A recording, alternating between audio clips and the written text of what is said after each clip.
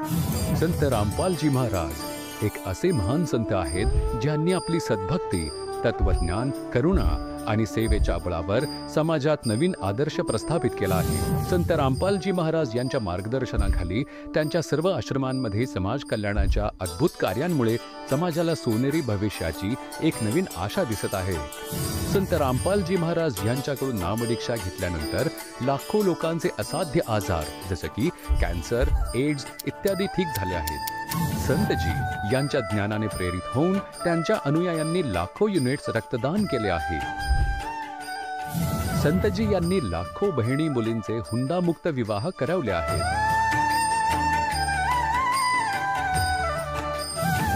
संतजी यांनी लाखो लोकांचे नशा सोडवली, करोडो उद्ध्वस्त परिवार पुनर्वसित केले। संतजी यांच्या आश्रमांमध्ये समागमादरम्यान निशुल्क नेत्रचिकित्सा, दंतचिकित्सा प्रदान केली जाते। संत रामपालजी महाराज यांच्याद्वारे वेळोवेळी पर्यावरण संरक्षणाच्या उद्देशाने मोठ्या प्रमाणावर वृक्षारोपण केले जाते। संतजी यांनी गरजवंतांना तात्काळ मदत मिळण्यासाठी ॲम्ब्युलन्स सेवा सुरू केली। संतजी आपल्या अनुयायांना देहदान करण्यासाठी प्रेरित करतात, ज्यामुळे मानवतेची सेवा आणि चिकित्सा क्षेत्रामध्ये सुधारणा होऊ शकेल। संत रामपालजी महाराज यांच्या सर्व आश्रमांमध्ये दररोज निशुल्क भंडारा आयोजित केला जातो, जेथे प्रत्येक वेळी प्रत्येक जात आणि प्रत्येक धर्माचे लोक सोबत बसून भोजन करतात।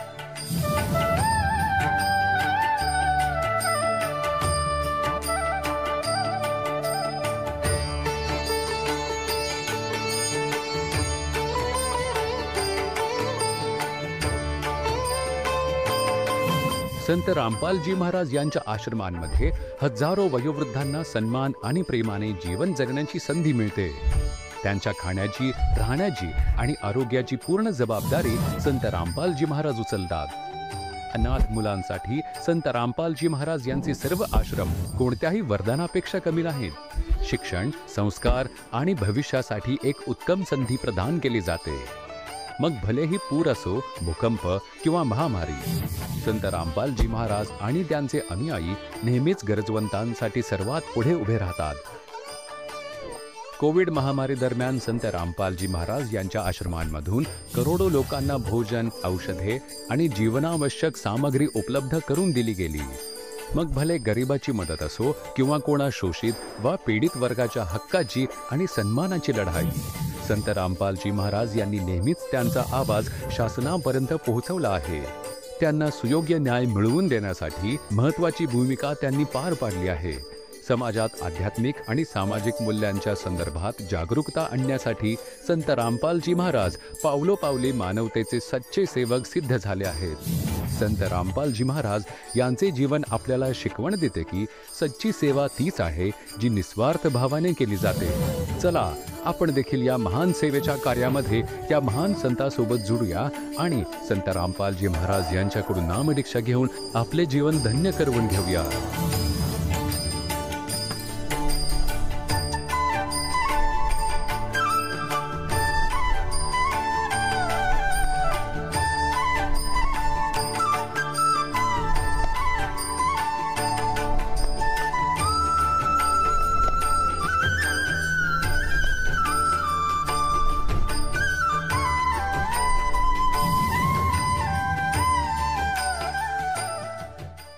हा सत्संग संत रामपालजी महाराजांचा असून मराठी भाषिक भक्त समाजास सहज समजावे म्हणून हिंदी भाषेतून मराठी भाषेत रूपांतरित करण्यात आलेला आहे।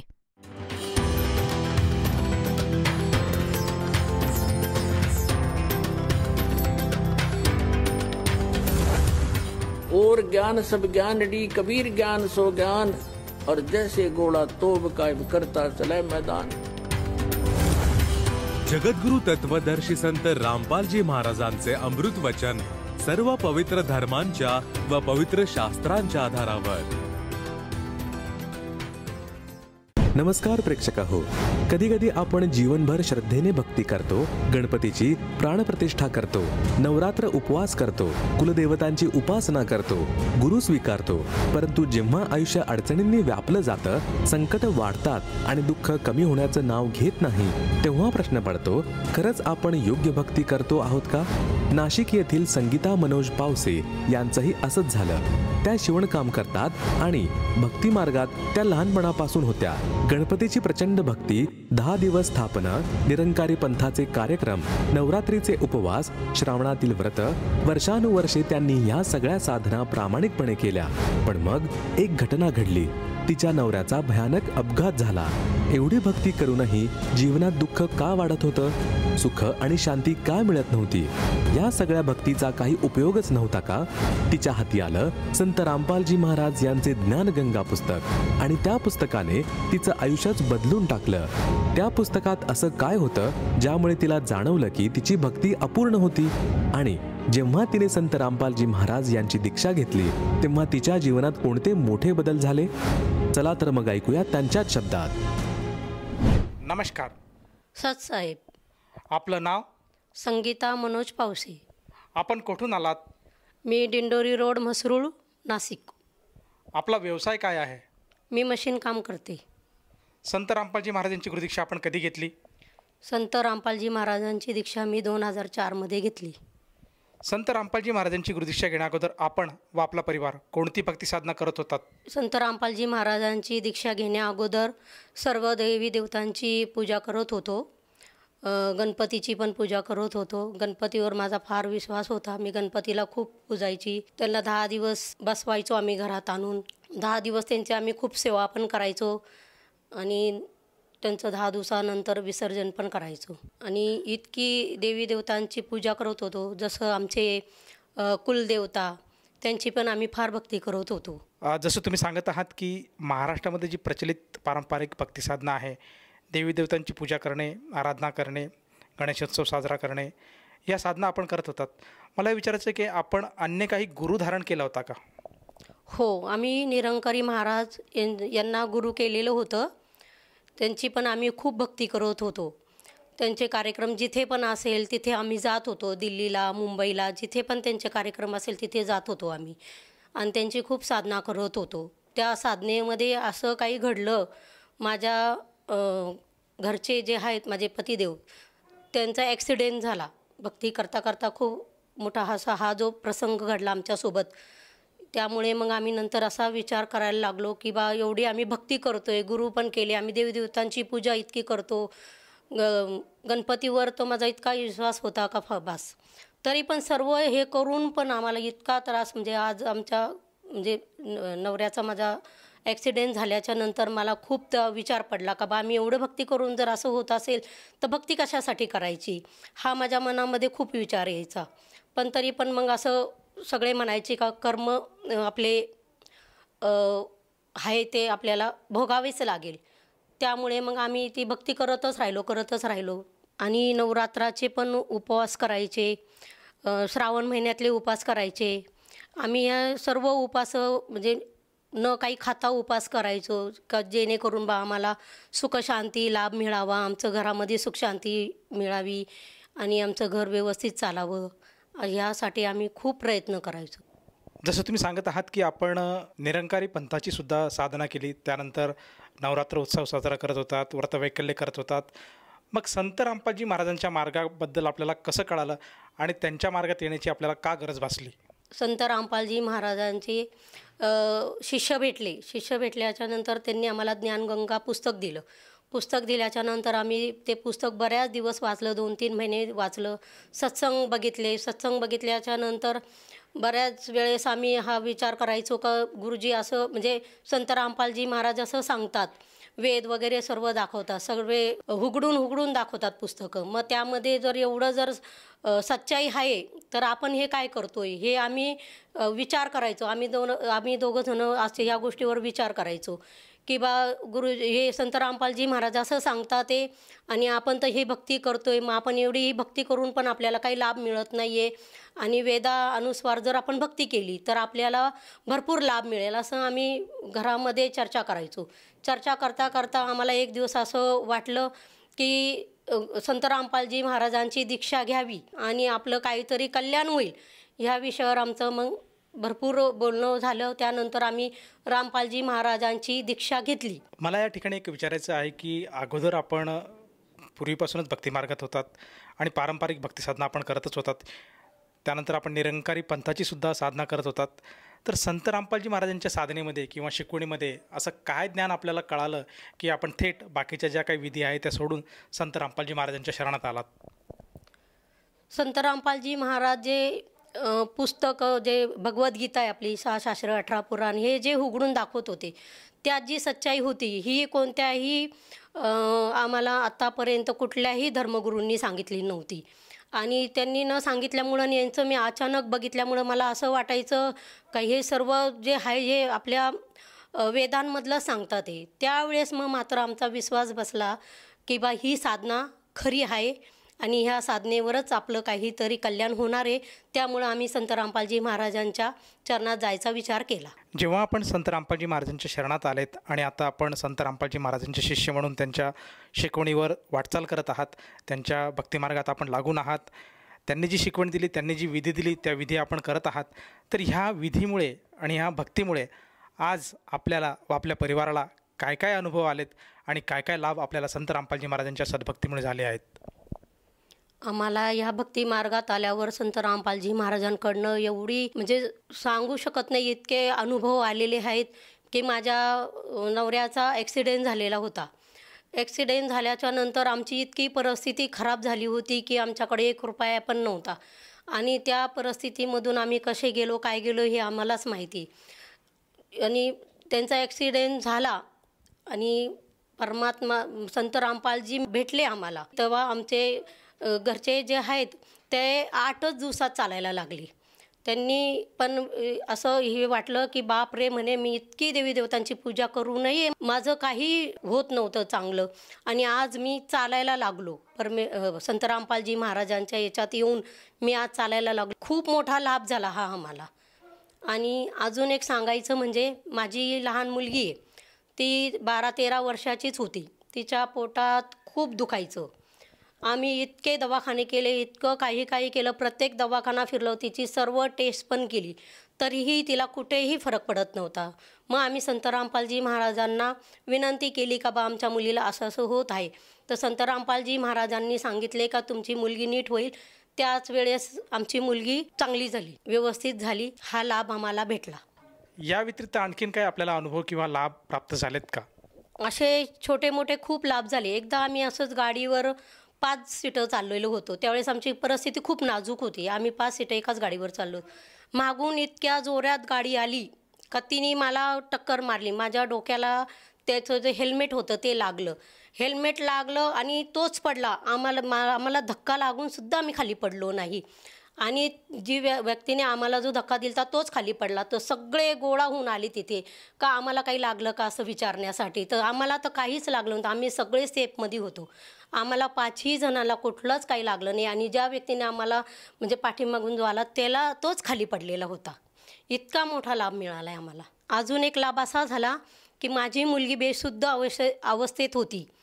तिला आम्ही गुरुजी आम्हाला संत रामपालजी महाराजांकडं जायचो, तर आम्ही तिला तशीच उचलून नेली. आणि जेव्हा फरीदाबाद आले त्यावेळेस तिला कळा होती, म्हणजे थोडीशी अशी नॉर्मल होत चालली. मग तिने आम्हाला विचारले, म्हणे आई आपण कुठे चाललो. तर मी सांगितलं आपण संत रामपालजी महाराजांच्या दर्शनाला चाललो आहे.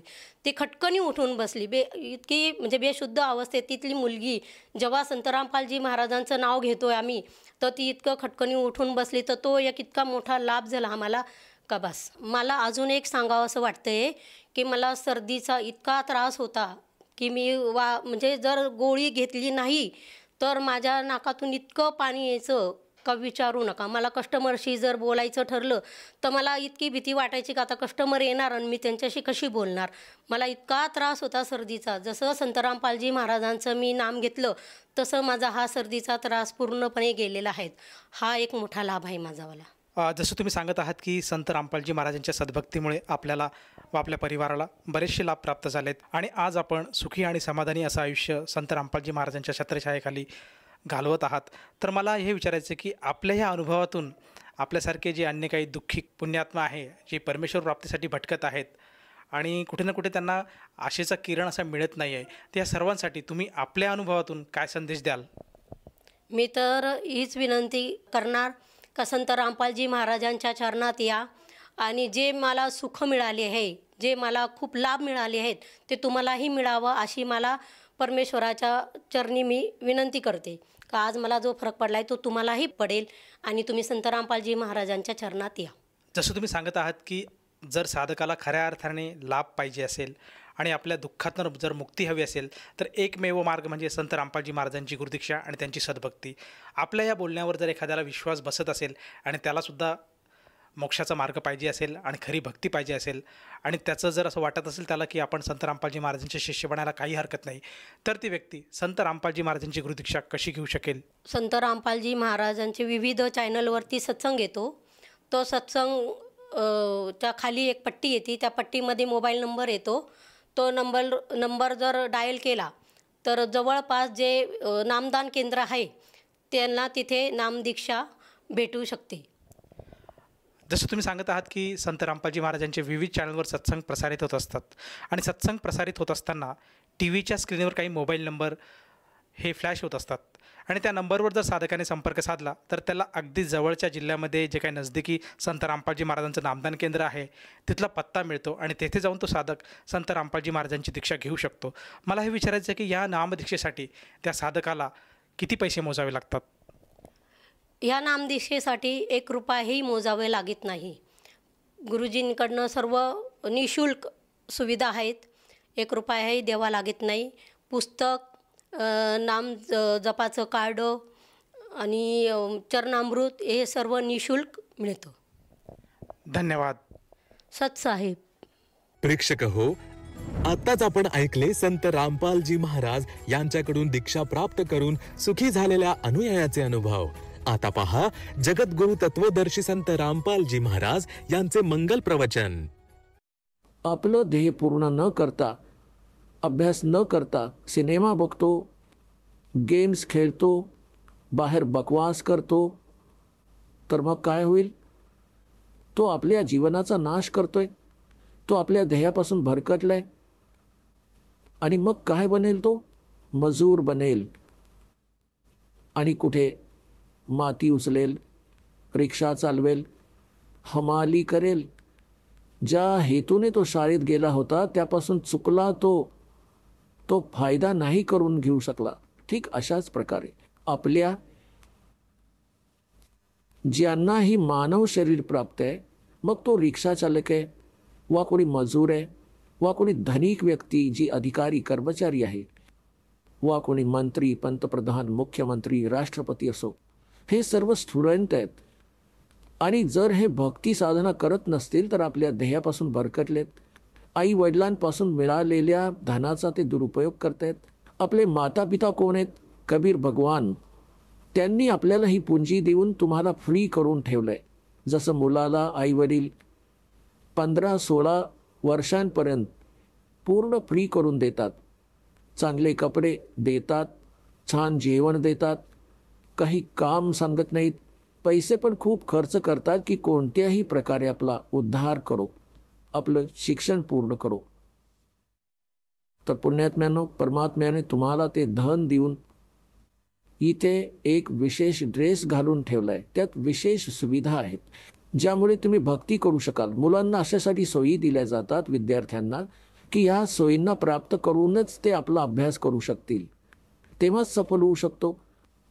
तर तुम्हाला परमात्म्याने अशा सोयी दिल्या आहेत. खाण्यासाठी छान अन्न, फळं, आहार, काजू, किसमिस, सफरचंद, संत्री, दूध, दही आणि सद्बुद्धी देऊन ठेवली आहे की घर झोपडी बांधा, नैसर्गिक संकटांपासून वाचण्यासाठी भूक लागली तर जेवण करा, तहान लागली तर पाणी प्या, सर्व उपलब्ध आहे, त्याची साधनं सांगितली आहेत, हे पाणी असं मिळतं. आणि करायचं काय होतं? फक्त मुलांना जन्म द्यायचा, त्यांचं लग्न करा, त्यांचं पालन पोषण करा आणि मग मरून जा. काय हेच काम होतं यांचं? हे तर पशुपक्षी पण करतायत.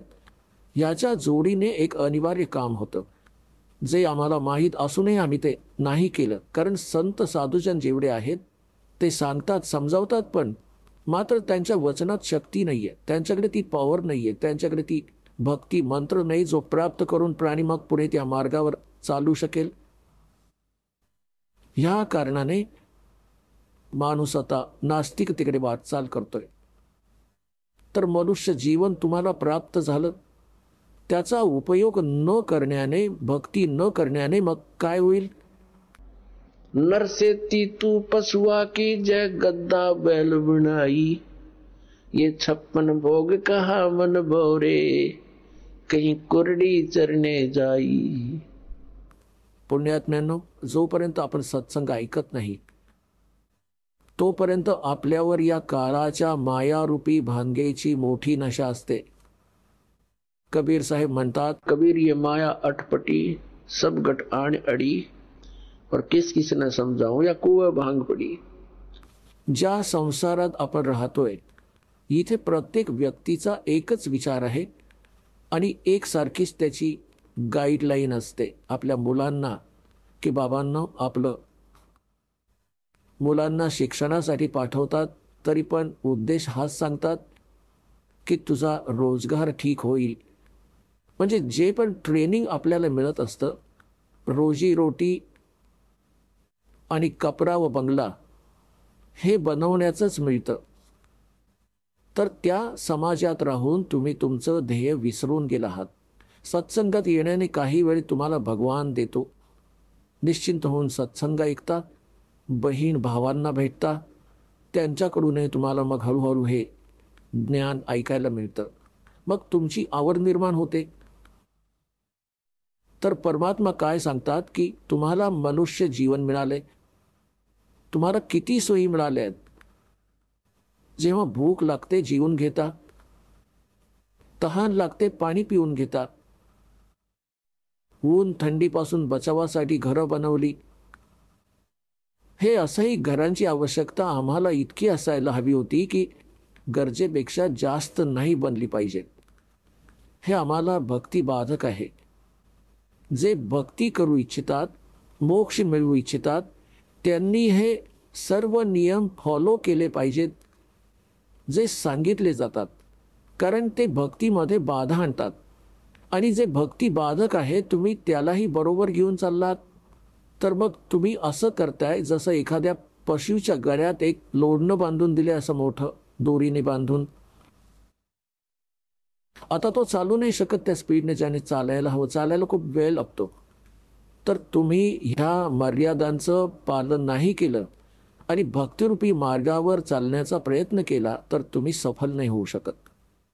तर म्हणून ज्ञानाच्या आधारे ह्या वाईटाला, ह्या कुरीतींना आणि सांसारिक परंपरांनाही त्यागावं लागेल, तर आपण त्यात सफल होऊ. मग मोठ्या स्पीडने जाऊ. जसं घर बनवलं, ठीक आहे, आजकाल परमात्म्याने दया करून ठेवली आहे, खूप सोयी तुम्हाला मिळत आहेत, घर बनवून घ्या, जेवढी गरज असेल तेवढंच. केवळ अशासाठी की छान बंगला बांधीन, लोकांची वाहवा मिळवीन, हे आपले स्वतःचे विचार असतात, अध्यात्म मार्ग नाही आहे. तर घर बनवा जेवढी गरज आहे आणि जेवढं तुमचा खिसा अलाव करत असेल. गरजेपेक्षा जास्त खर्च करू नका. आपले पूर्वज तुम्ही पाहिलं असेल, आम्हाला तर खूप आठवतात, झोपडीमध्ये आयुष्य गेलं अनेक पिढ्यांचं. त्यांचं तर एवढंच काम आहे, खाट टाकायची आहे तुम्हाला. अगदी 10 खोल्यांचं घर आहे तुमचं. एका खोलीत एका कोपऱ्यात 3.5 बाय 3 बाय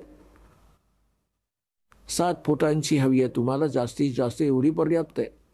कबीर साहेब तर म्हणतात की कर तो 3.5 हाथ और गढ़ा तो 3.25. कहे कबीर अधिका कहे उसको नहीं विचार. हे मानवाचं जे शरीर आहे 3.5 हाताचं असतं. परमात्मा म्हणतात आपल्या घराची आवश्यकता 3.5 हाताची आहे. मोठ्यात मोठं बनवायचं तर 4.25 आणि त्यापेक्षा मोठं बनवायचं म्हणजे मूर्खपण आहे. तरीही परमात्म्याच्या सांगण्याचं तात्पर्य हे आहे की गरजेपेक्षा जसं कोणत्याही वस्तूचा तुम्ही संग्रह करता तुमच्या भक्तीला ते बाधक बनेल. कारण वेल व्यर्थ जाणार. बंगला बनवला, 1-2 लाख आपल्याकडचे लावले, 3 लाखाचं कर्ज घेतलं. आता कर्ज तर घेतलं, ऋण तर घेतलं, कळलं नाही. 1 महिन्यानंतर मागणारी यायला लागती. शांती गेली, रात्रीची झोप येत नाही आणि भक्तीचा पण नाश. मग त्या बंगल्याचा काय उपयोग झाला? तर अशा प्रकारे आपल्याला भक्ती मार्गातील बाधांना त्यांना त्यागावं लागेल. आता काय सांगतायत? परमात्म्याने आपल्याला किती सद्बुद्धी देऊन ठेवली आहे आणि हे भक्ती न करण्याने हे कोठी बंगले बनवण्यात आणि संपत्ती वाढवण्यात आपलं जीवन व्यर्थ करून टाकाल तर मग काय होईल?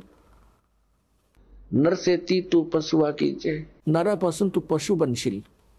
नर से ती तू पशुआ कीजिए, गद्दा बैल बनाई, अरे ये सुंदर भोजन का मन बोरे, की तर कुरडी सरणे जाई. होय होय. आता पुण्यात्म्यांनो, एवढं सगळं ऐकूनही आमच्या ही गोष्ट पचनी पडत नाही. कारण आम्हाला ह्या सर्व सोयी उपलब्ध आहेत आणि नेहमी आहेत आणि त्या तर आपल्या अंतिम श्वासापर्यंत असतील जोपर्यंत तुम्ही मनुष्य जीवनात आहात. कारण की आईबाबा मुलांना जोपर्यंत कॉलेज शाळा नाही सोडत तोपर्यंत सोयी देतच राहतात आणि जे मूल त्याचा सदुपयोग न करता येतं त्याला खूप दुःख मिळतं. तर अशा प्रकारे सत्साधना करण्याने, भक्ती करण्याने मोक्ष मिळणार होता. जिथे जाऊन पुन्हा या संसारात परतून कधी येत नाही तिथे आम्हाला खूप सुख मिळणार होतं. जसं मूल शाळेत शिकतं, कॉलेजमध्ये शिकतं, महाविद्यालयात, त्याला तिथे काही मिळणार नसतं. तिथून त्याला विद्या प्राप्त झाली, त्या विद्येच्या आधारे त्याला इतर क्षेत्रात तिथे जाऊन त्या सोयी मिळणार आहेत. ठीक अशाच प्रकारे आपल्याला ह्या पृथ्वीवर जे आपण इच्छित आहोत आपल्याला इथे त्या सोयी नाही घ्यायच्यात. हे तर कॉलेजात मौज करणं आहे असं समजा. पृथ्वीची कोणतीही वस्तू आपण डिमांड करतोय आणि ह्यातच गुंतोय, भक्ती करत नाही, तर आपण कॉलेजात मजा मारतोय. ते खूप हानिकारक आहे. ह्याचा लाभ आपल्याला सतलोकात मिळेल. सतलोकाविषयी आजपर्यंत जी माहिती आम्हाला प्राप्त झाली, आम्हाला म्हणजे तुम्हाला ह्या दासाच्या वचनांच्या आधी, तर ती कशी माहिती प्राप्त झाली आहे? सतलोकाचं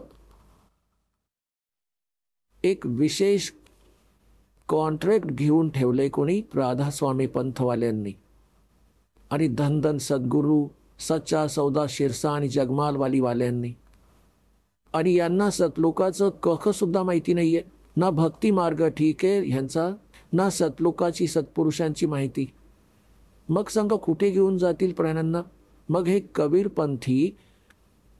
हे कबीरपंथी जेवढे आहेत ते पण सत्पुरुष आणि सतलोकाचे गुण गातात आणि सतनामाचा महिमा मुख्यतः वर्णन करतात. ह्या दासाने ह्या सर्व पंथांच्या ग्रंथांना खूप बारकाईने जाणलं, समजलं, वाचलं आणि मग परमात्म्याकडून प्राप्त त्या यथार्थ ज्ञानाशी तुलना केली. ह्या कबीरपंथीयांकडे भक्ती मार्गाची ABCD पण नाही आहे आणि ना ह्या राधास्वामी, जय गुरुदेव आणि सच्चा सौदा शिरसावाले, जगमालवाले यांच्याकडे, आणि ना ह्या इतर संतांकडे कुठून असणार. ना ह्या आचार्य आणि शंकराचार्य यांच्याकडे भक्ती मार्ग आहे. ते तर सतलोक जाणतच नाहीत. यांचा तो विषयच नाही. हे तर श्रीराम, श्रीकृष्ण, श्री विष्णू आणि श्री शंकर भगवानाच्या पूजेपर्यंत सीमित झालेत. आचार्य आणि शंकराचार्य आणि हे सुधांशुजी महाराज आणि हे आसारामजी महाराज आणि हे सतपालजी महाराज आणि हे बाल योगेश्वरजी महाराज आणि हे सारे कृपाळूजी महाराज आणि हे दुसरे जितके हे ब्रह्म ऋषी कुमार, हे ह्या प्रकारचे हे सारे, हे कोख नाही यांच्याकडे या भक्ती मार्गाचा. पूर्ण विश्वाला बुडवून बसलेत, स्वतःचा नाश करतायत. आता पुण्यात्म्यांनो, ज्या पुण्यात्म्यांना ज्ञान नाही ते हा विचार करतात की हा रामपाल माहीत नाही स्वतःला काय मानतोय, स्वतःला विद्वान मानतोय. ह्याच्यात विद्वान आणि अविद्वान ही गोष्टच नाहीये. आपले सद्ग्रंथ परमात्म्याने देऊन ठेवलेत. त्या सद्ग्रंथांची ज्यांना माहिती आहे ते भक्त आहेत, ते संत आहेत. आणि ज्यांना माहिती नाही ते ना भक्त आहेत. भक्त तर होऊच नाही शकत, कारण त्याला थिअरीची माहिती नाही. प्रॅक्टिकल काय करणार? तर पुण्यात्म्यांनो, पूर्ण विश्वात ह्या दासा व्यतिरिक्त ना असं ज्ञान आहे, ना असं समाधान आहे.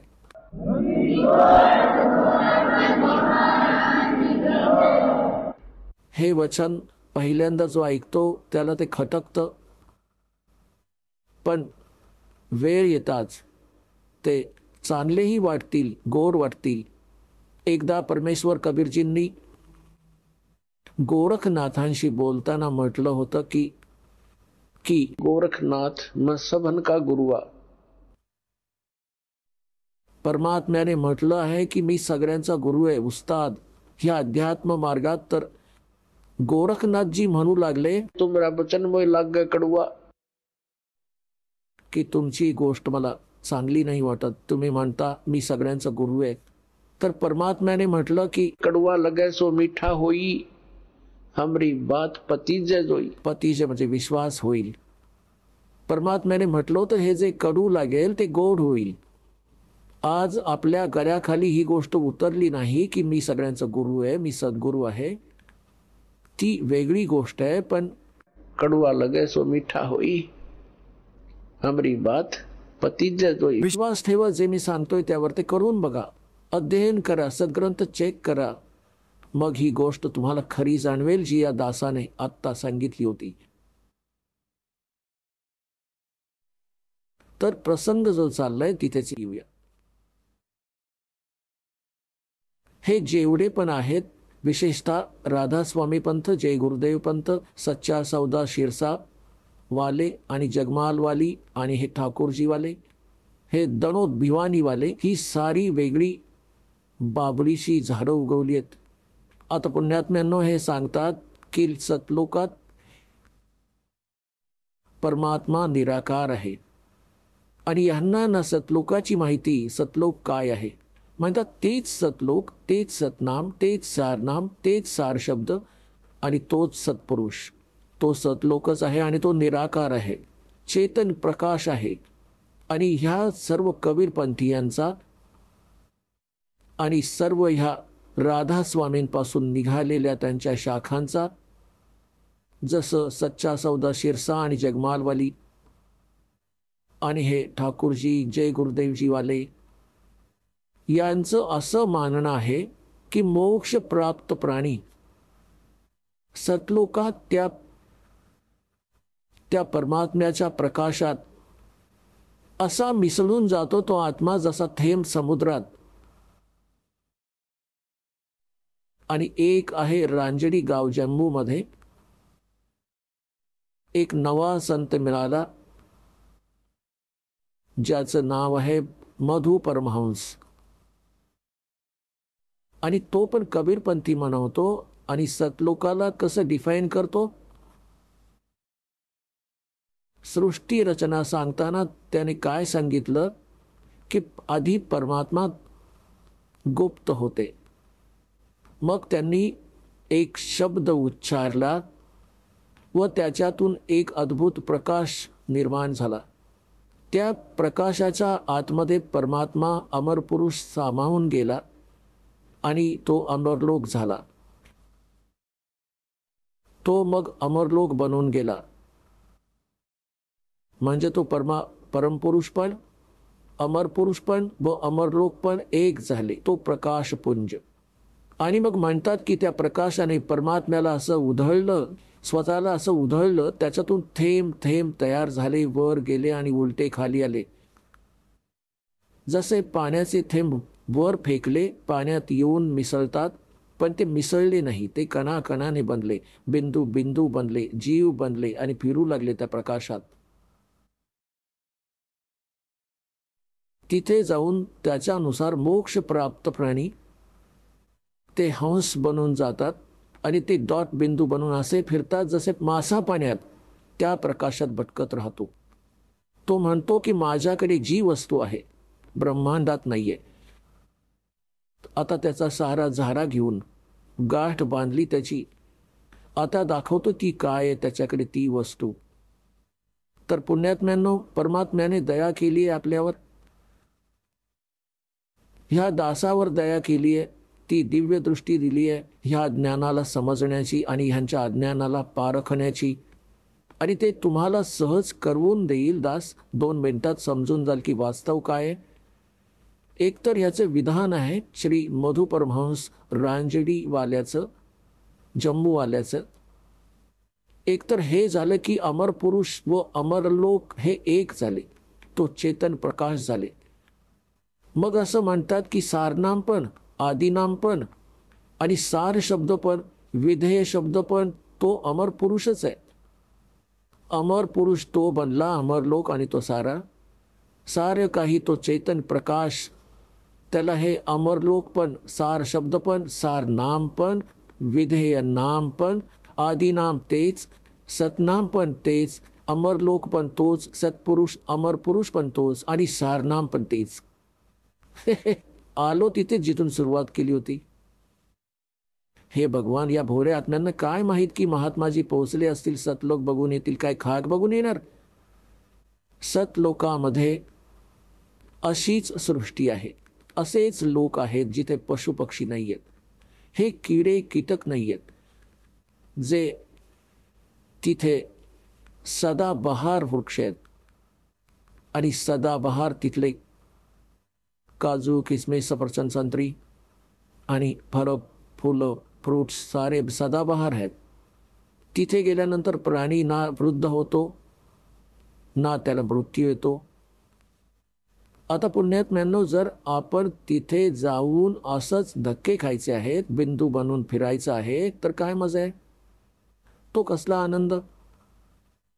मोक्षाचा अर्थ होतो ते ज्याच्यावर जसं कोणी बंधनात न असावं. आपण येथे कर्मांच्या बंधनाने बांधले गेलो, तिथे कर्म नाहीये.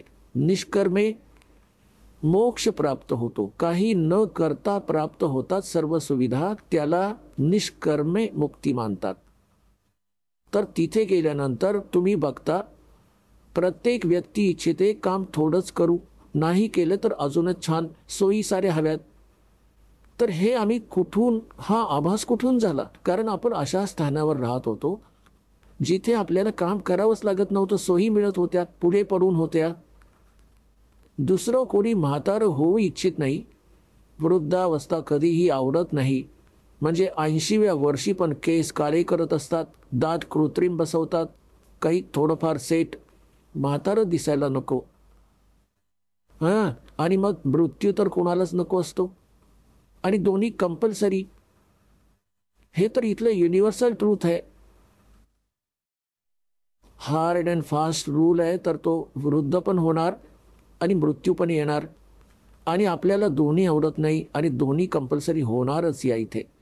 अशा प्रकारे कोणी काम करू इच्छित नाही. आपण उच्च शिक्षण का प्राप्त करतो की आपण खुर्चीत बसून ऑफिसमध्ये नोकर असतील, बेल वाजवली, पाणी आण, चहा दे, हां, काम काही नाही करायचं, पगार तर मोठा पाहिजे, आयटीत राहायचं.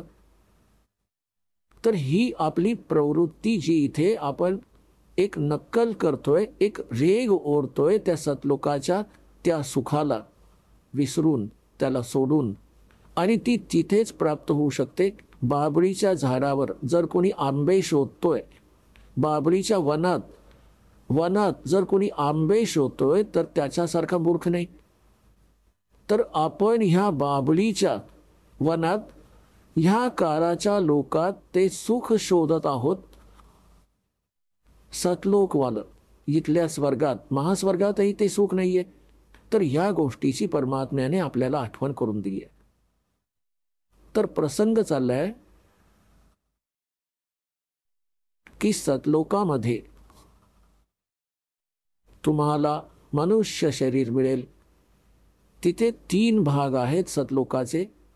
जसं आपलं कॅपिटल आहे, राजधानी आहे दिल्ली, आणि दिल्ली एक राज्य पण आहे. तर दिल्लीचं जे बाह्य दिल्ली आहे, ग्रामीण क्षेत्र आहे जे, ते तर समजा बाहेरची दिल्ली. मग मधला बाजार आला, मग पंतप्रधान म्हणजे आपलं सेक्रेटरीएट म्हणजे राजधानी स्थळ आहे. असंच तिथलं विभाजन आहे.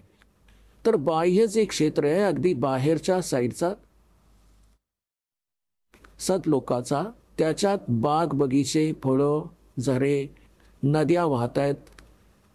त्याच्या पुढे जो सेकंड पोर्शन आहे त्याच्यात पूर्ण तुमचे खूप सुंदर सुंदर महाल बनले आहेत जे रिकामे पडले आहेत, जिथून तुम्ही आलात सोडून. एक एक परिवाराचा पूर्ण द्वीप आहे.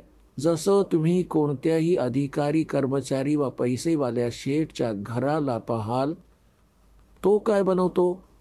मोठा बंगला असतो, एक छान पुढे अंगण असतं, लॉन ज्याला म्हणतात, आणि त्याच्यात फळं, फुलं वगैरेची झाडं, वेली लावलेत, बगीचा लावलाय, झरा वाहतोय, तलाव आहे. अशा प्रकारे आपण सोयी करून घेतो. आणि आपण पिकनिक फिरायला जातो, डोंगर बघायला जातो, सुंदरशा जागा, झरे बघायला जातो. हा आमचा स्वभाव तिथून बनलाय. आणि इथे आपण जातो आणि आपला खिसा कापून परत येतो. 10,000 रुपये घेऊन जातो कुलू मनालीला मे, जून, जुलैमध्ये, आणि आपले पैसे खर्च करा. तिथे काही दिवसांसाठी इकडे तिकडे सैरसपाटा करा आणि पैसे वाया घालून परत येऊन जा. इथलं तर हे सुख आहे. आणि सतलोकात गेल्यानंतर तो काही अभाव नाही, काही खर्च नाही, आणि कोणत्याही प्रकारचं काही दुःख नाही. तर आता आपण कोणी मरू नाही इच्छित आणि आहे तो परिवार बनलेला राहू. आता मरायची अजिबात इच्छा नाहीये, भले दुःखी कितीही असो. आता आपण इथून जाऊ नाही शकत, जरूरत नाही जायची आपल्याला. पण हा मृत्यू भयंकर आहे आपल्यासाठी, आणि वृद्धावस्था, आणि हे सारं तिथे होईल. तिथे मग काही दुःख नाही, काही काम नाही. आपल्या खूप सोयी आहेत तुम्हाला. तिथेही तुम्हाला परमात्म्याची आठवण येत राहते. परमात्म्याचे स्मरण तिथे पण तुम्हाला करायचे असते. त्या स्मरणात इतका आनंद असतो. काही व्यक्ती विचार करतात तिथे करायचं काय, तिथे परमात्म्याची आठवण. तिथे खूप सोयी आहेत ज्यांचे इथे वर्णन नाही करू शकत. तिथे तुम्हाला कळतही नाही की किती वेळ निघून गेला, आणि तुम्ही सदा सुखी राहता. काही रागद्वेष नसतो, काही अशा गोष्टीचा अभावच नसतो ज्याने रागद्वेष बनेल. कोणी वर खाली नाही, कोणी लहान मोठं नाही. तिथे सगळ्यांना एक समान सोयी. तर ह्या सतलोकामध्ये सर्व सोयी आहेत, आणि तिथे पूर्ण मोक्ष आहे. तो प्राणी काही प्रतिबंध नाही, कारण की जितके इथे कायदे बनवले जातात आळशी लोकांसाठी बनवले जातात. जे नागरिक चांगले असतात ते असेही सद्भावनेने राहतात, ते काही अपराध करत नाहीत.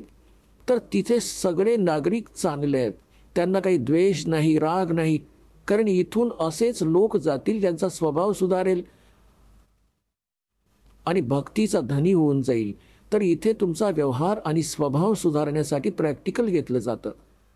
तर तुम्ही इथे येता सत्संगात, तुम्ही इथे येऊन एकतर ज्ञान ऐकतात, ज्ञान ऐका, मग ज्ञानावर त्याचं अंमल करा. ही जी वचनं सांगितली जातात हे कोणत्या ऐऱ्या गैऱ्याचं गीत नाही. हा परमात्म्याने दिलेला मार्ग आहे, परमात्म्याने दिलेलं वचन आहे, ज्ञान आहे. आणि तुम्ही इथे आला कशासाठी आहे तेवढ्या लांब? तुम्ही ज्ञान ऐकून त्याच्यावर प्रॅक्टिकल करा, त्याला आचरणात आणा, त्याच्यावर त्या गाईडलाईन्सने चाला. आता जसं इथे तुम्ही येता, इथूनच स्वतःला सुधारणं सुरू करा. जसं सभ्य लोक असतात बसमध्ये बसलेत आणि कोणी पाहिलं, कोणी वृद्ध असेल त्याला म्हणतात, आपल्याबरोबर ॲडजस्ट करून घेतात, या तुम्ही बसा. आणि काही असे सज्जन असतात जे सीट सोडून देतात, या तुम्ही बसा. तर पूर्व पुण्याई आहे अशा जीवांची, जो असा स्वभाव बनलाय. नाहीतर कोण कशाला उभं राहील. तर ती कशी व्यक्ती आहे. तर असंच तुम्हीही ॲडजस्टमेंट प्रॅक्टिकल इथे करायचं आहे. कुठल्या गोष्टीचा थोडा अभाव झाला तरी जास्त व्याकुळ नाही व्हायचं. स्वतःला ॲडजस्ट करायला शिकायचं, एकमेकांना आपल्यासोबत सेट करून आपला वेळ असा छान घालवा. 3-4 दिवस राहा इथे. तर अशा आताच आपण ऐकलत संत रामपालजी महाराज यांचं मंगल प्रवचन. चला आता ऐकूया संत रामपालजी महाराज यांच्याकडून नामदीक्षा घेऊन सद्भक्ती करून अद्भुत लाभ प्राप्त करणाऱ्या अनुयायाचे विचार. नमस्कार प्रेक्षक हो, आज आपण एका अशा बालकाची कथा ऐकणार आहोत ज्याच्या जीवनाने वयाच्या 5व्या वर्षीच एक अद्वितीय वळण घेतले. वेदांत राजेश भावसार, धुळे, महाराष्ट्र येथील एका साध्या कुटुंबातील हा तरुण साधक संत रामपालजी महाराज यांच्या ज्ञानाने आणि कृपेने त्याच्या बालवयातच जीवन बदलून टाकले आहे.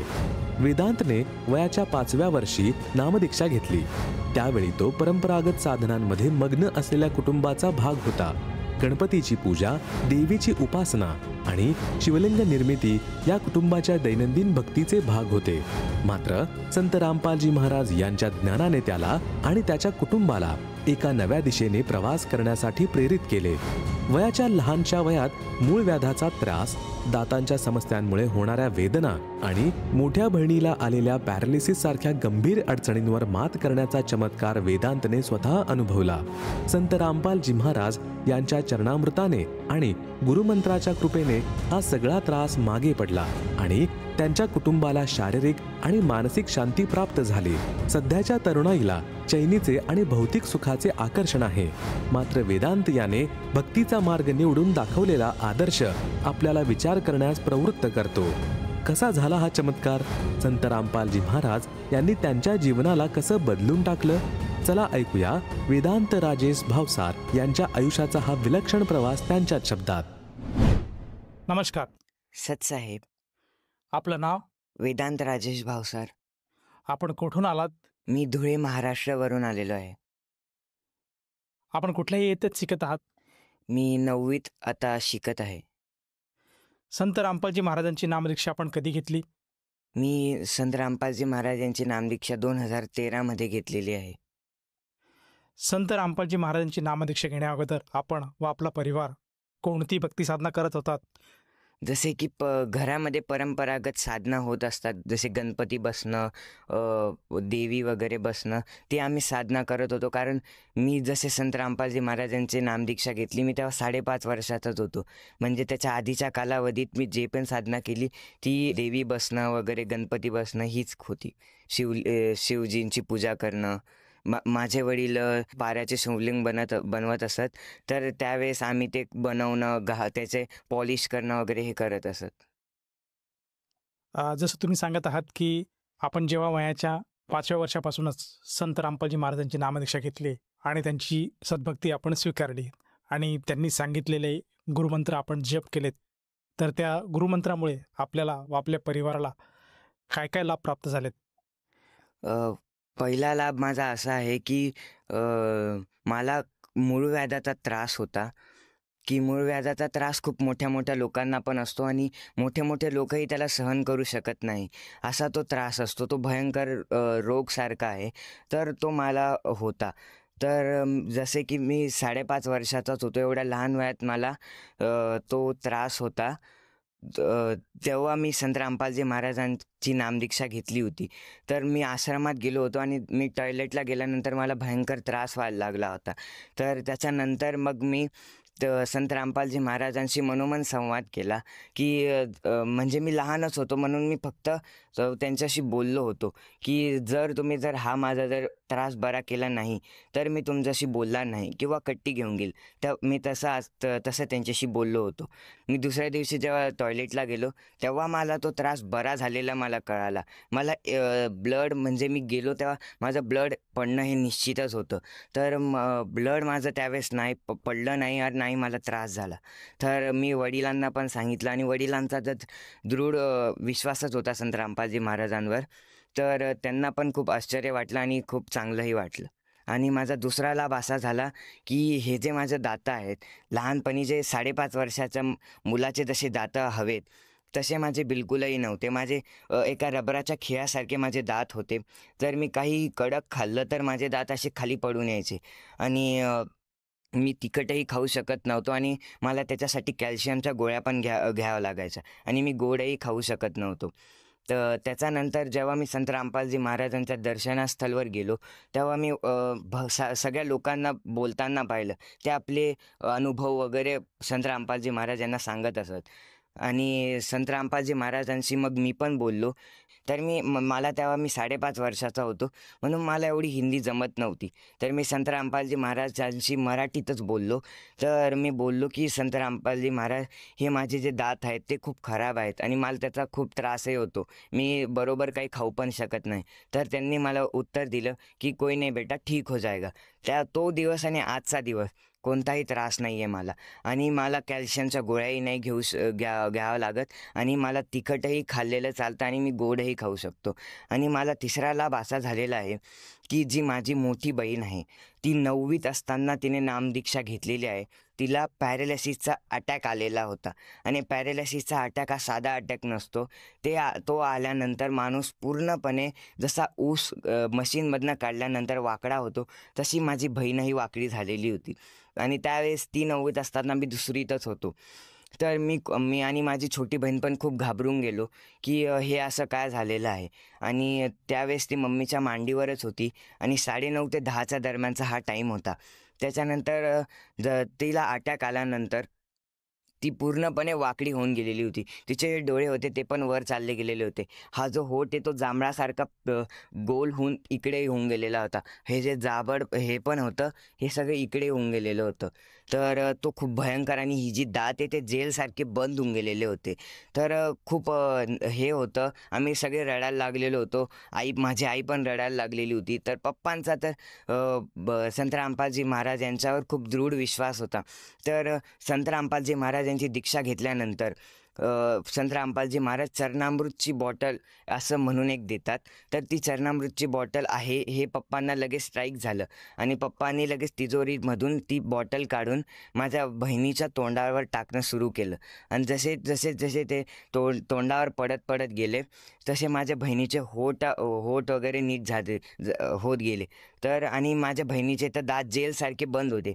त्यामुळे ते पूर्णपणे मध्ये गेले नाही तर ते बाकीचे बाहेर पडले आणि बाकीचे सांडून गेले.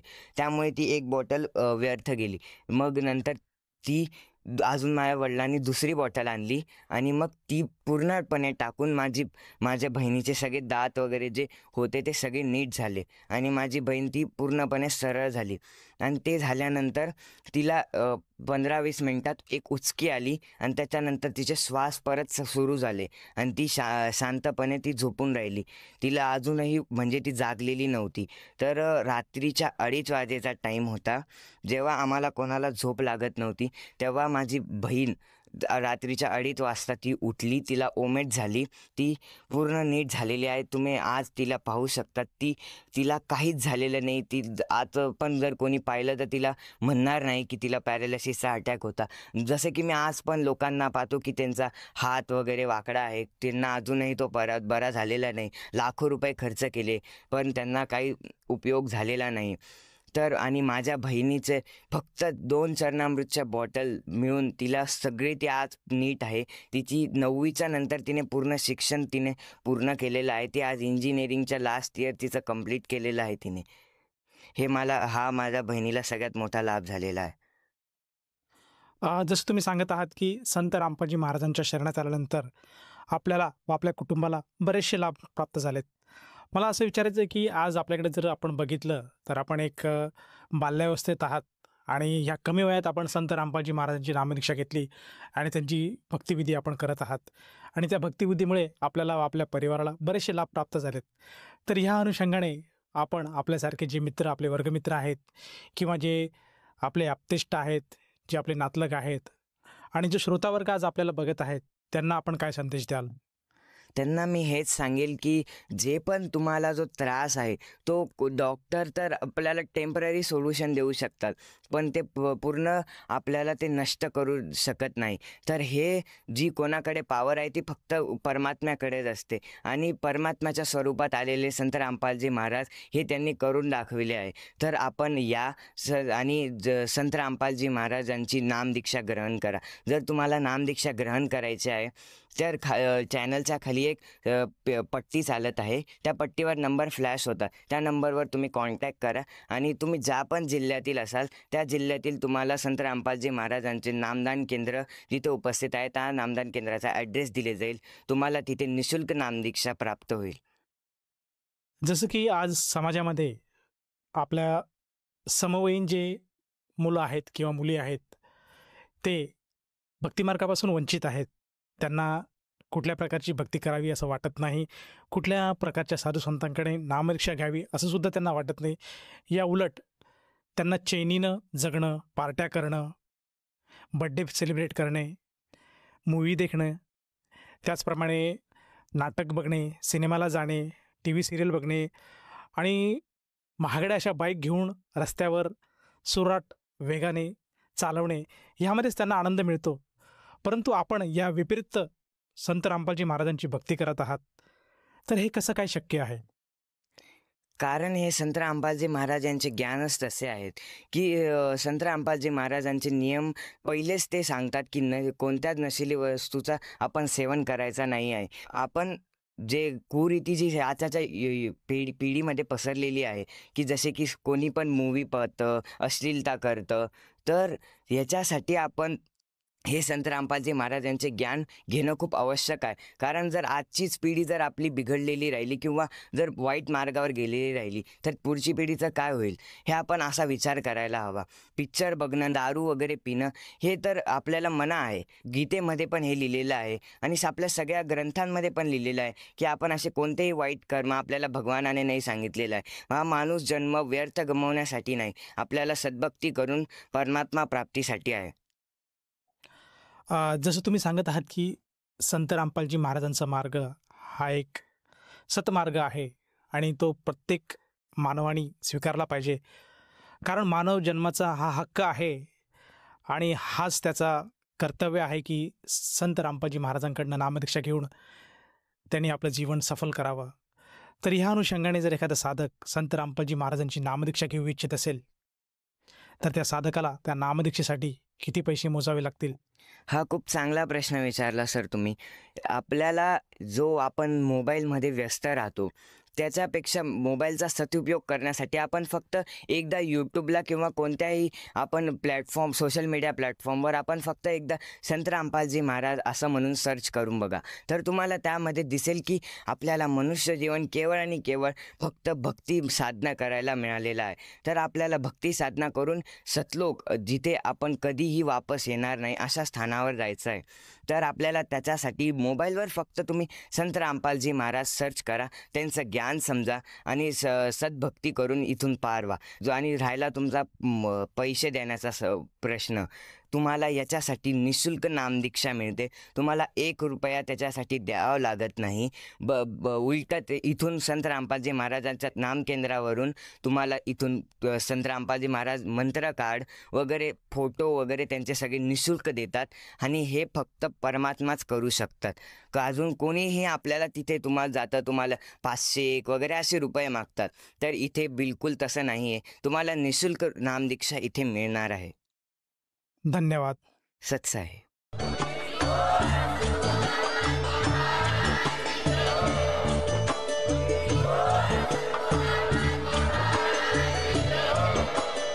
आपण ऐकत होता जगद्गुरु तत्वदर्शी संत रामपालजी महाराज यांचे मंगल प्रवचन, ज्यांच्या शुभ आशीर्वादाने संपूर्ण विश्वामध्ये 500 पेक्षा जास्त नामदीक्षा केंद्र आहेत, जिथे निशुल्क नामदीक्षा दिली जाते.